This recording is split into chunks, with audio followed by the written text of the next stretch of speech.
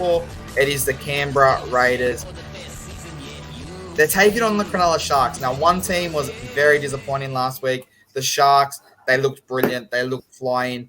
They're one game away, apparently, from getting Nicho Hynes back. He almost made it back for this game, so I expect them to play momentum. But let's talk about the Raiders first. Sebastian Chris, Nick Kotrick, Matthew Tomoko, HSS, Albert Hopewadi, Jack Wyden, Jamal Fogarty, Pasami Sualo, Daniel Levi, Joseph Tarpany, Hudson Young, Elliot Whitehead, Corey Harira Nira, Tom Starling, Trey Mooney, Corey Horsburgh, Emre Gula, and Zach Wolford round out the 18th position and round out that squad. I think the Canberra Raiders, now obviously they did play the Dolphins last week. Some people say they got ripped off. Some people say they just struggled. They did have a very tough game. So they battled. They battled against the Cowboys. We can't say they don't battle. It was a 1-point game, a 6-point game. I think they're going to be there or thereabouts, but we'll talk about our predictions soon. What do you make of this Raiders squad? Yeah, they looked good in patches last week. Yeah, they got early ball and got an early lead against the Redcliffe Dolphins, but they couldn't defend to save their life and end up losing it in I think it was a tight one, 20-12, 8 points, as we touched on at the start of the podcast. 8.5 is the average margin at the moment. So they just need to learn from other teams on how to compose themselves whilst being in front and also being behind, because at times they were behind and they looked like they could have won it. They could have gone on and scored a couple of tries and been back in front and held them out for the rest of the game. And again, they need to learn how to be in front and be not too excited in, we're in front, we should score more points. In, okay, let's just go through our plays, let's kick down the park, let's just defend in their half, in the red zone, and try and force an error and move on from there.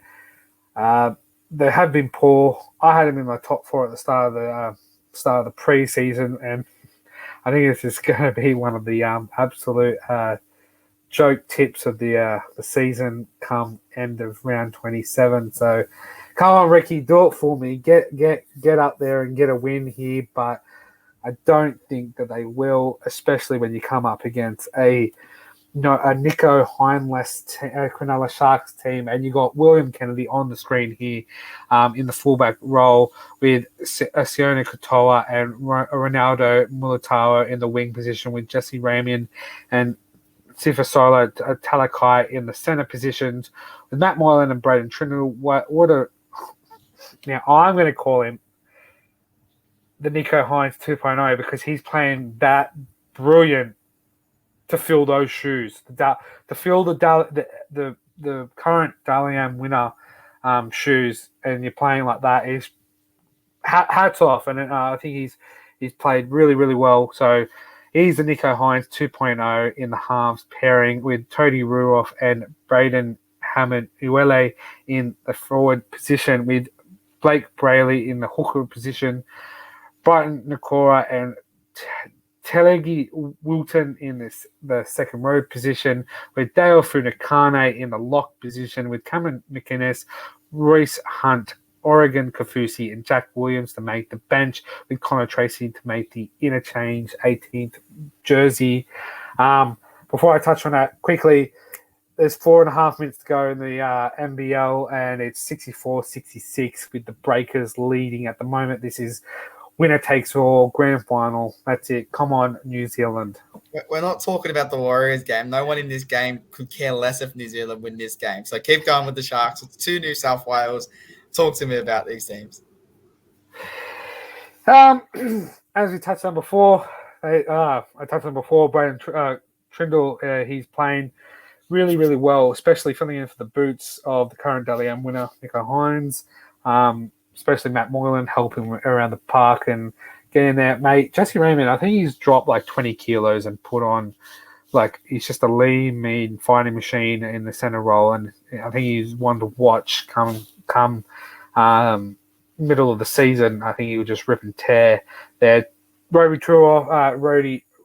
Toby Rudolph needs to lay the platform, especially Dale Funicane as well. They need to just get the ball through the hands and make those meters. I think they'll do this comfortably, but in a 1-12. Yeah, I really wish I didn't agree with this, and I really think the Sharks can put on a 13 plus. But again, we know how hard it is to go down to the capital and fight down there. So I'm gonna have to stick with you. I think the Sharks get the win. I think it's 1-12.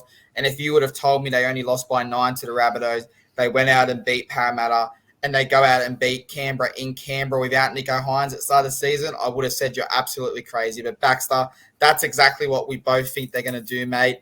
Thank you for joining me. Let's go enjoy the last 4 minutes of this game, mate, and we'll talk to you over the weekend. But go to Roosters, go the Cowboys, and we'll talk soon.